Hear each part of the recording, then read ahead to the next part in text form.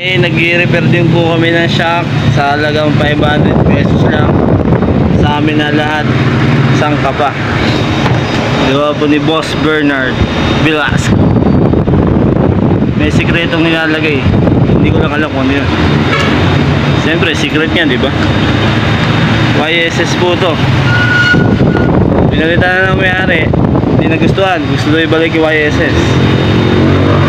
Ayos.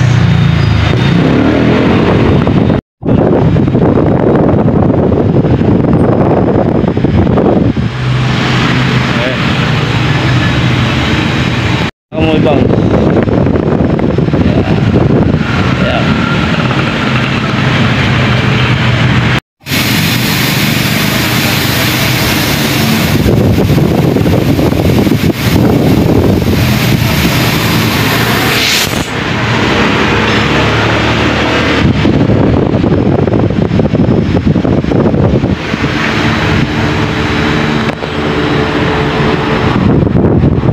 Walang adjustment ka.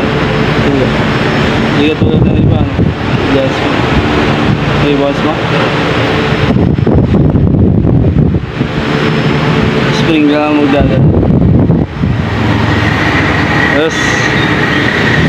Bong Velasquez, okay na.